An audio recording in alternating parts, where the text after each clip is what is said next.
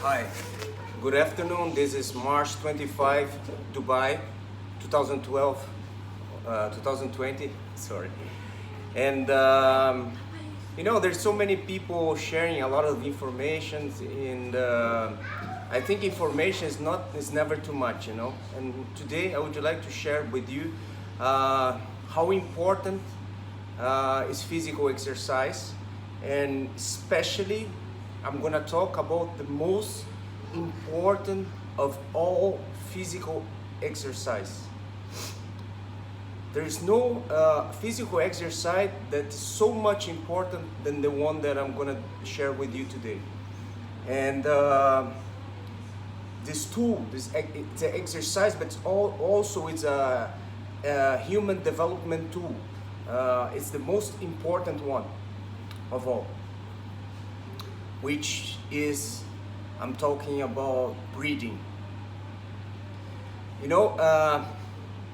Breathing, some people don't know how to breathe properly, and they will never be able to explore their full potential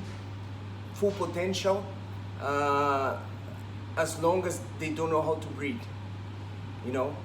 I learned this through martial arts, through jiu-jitsu competitions. I wanted to be a better competitor, and sometimes I was too anxious, too nervous, and I was not able to perform according to what I expect to perform.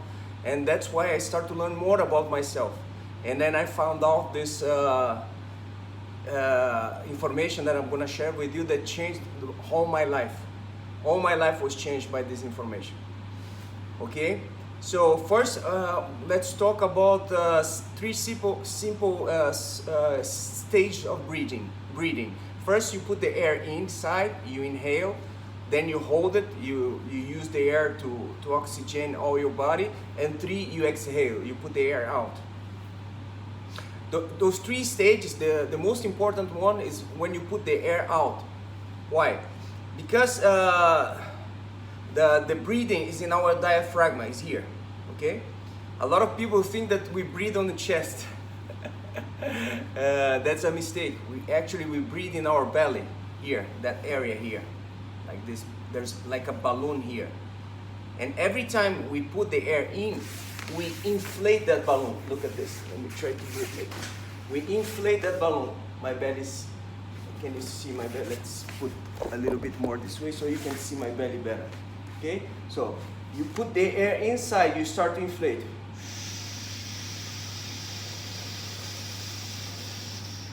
You hold it so you can use the air for a while. And then you put the air out.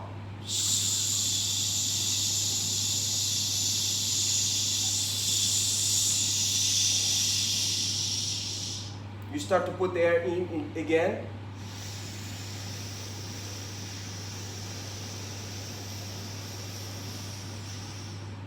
You use the air for a while,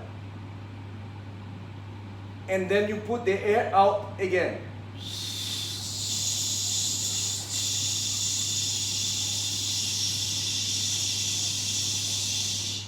Very good. Okay, so now that you understand how it works, the breathing, I want you to think with me. Let's say this is our diaphragm, okay? If I start to put the air out, I'm doing this.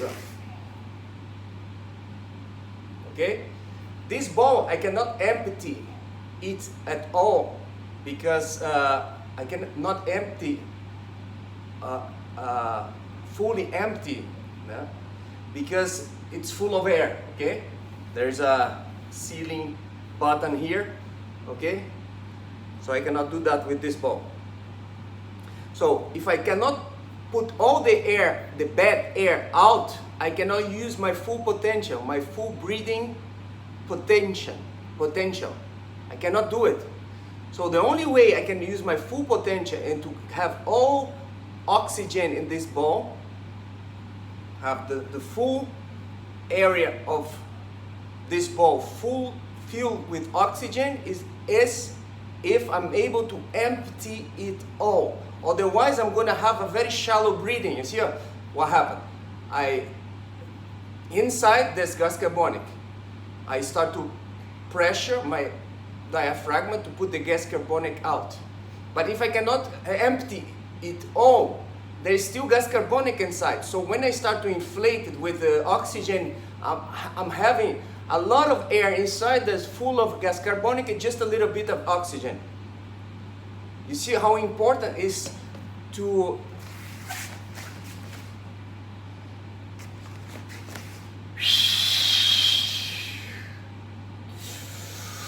because when I compress my diaphragm, more effective it is the compressive moment, and when I can empty my diaphragm, that means make the diaphragm as small as possible. That means when I start to inhale and put the air inside again, it will be fulfilled of oxygen. I use the oxygen, and then when I start to put the gas carbonic out, I put everything out, and then I start to renew it with full oxygen inside again. That increases my capacity of recovering, of being in an optimum state for cognitive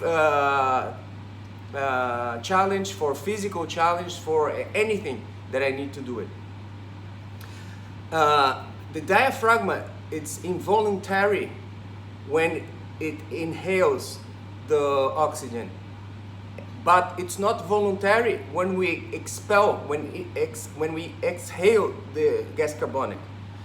If you want to know if someone drowned or someone is rescued in the water, for example, and you get the body, if you want to know the difference, if that person got drowned in the water or someone killed and throw the body on the water, it's because you will find water inside the person that drowned in the water lung.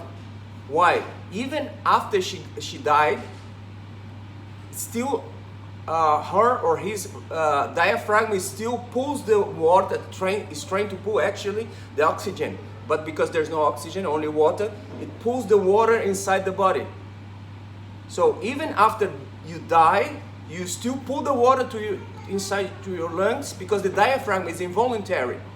So the only part that is really important, we can really do something about it to develop, is the one from the three cycles three stage I share with you. It's the exhaling part. The one that we put the air out and we compress our diaphragm, our belly. It's a long process of training and development. It's like any exercise you start to do it. You know, anything that you do for the first time, you're gonna suck.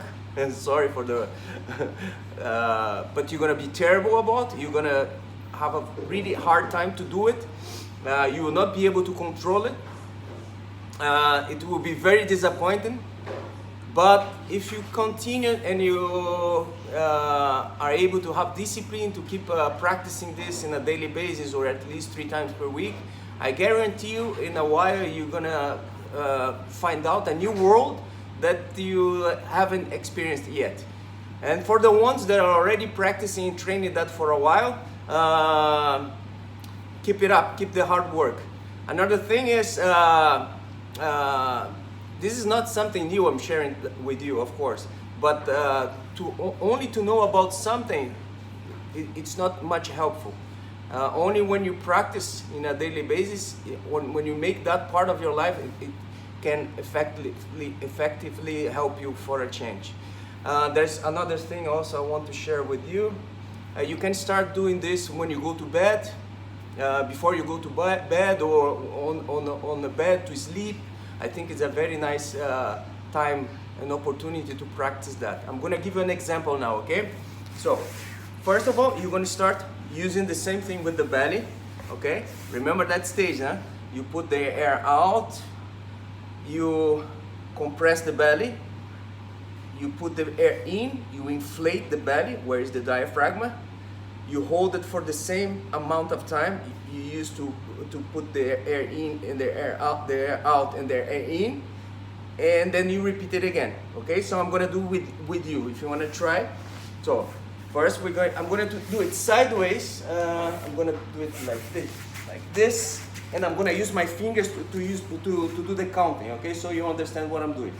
Let me try. I never tried it like this, but I'm gonna try. Okay, so we're gonna start now. Inhale.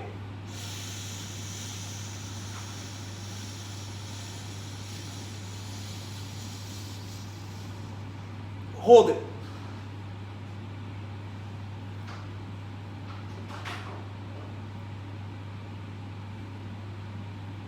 Exhale.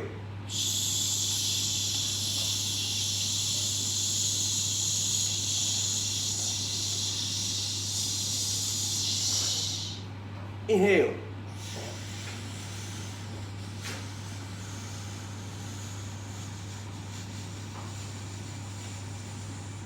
Hold it.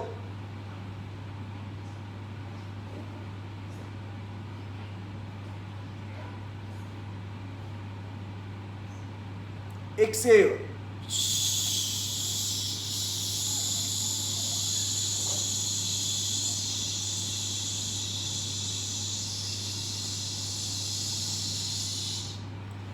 You got the idea.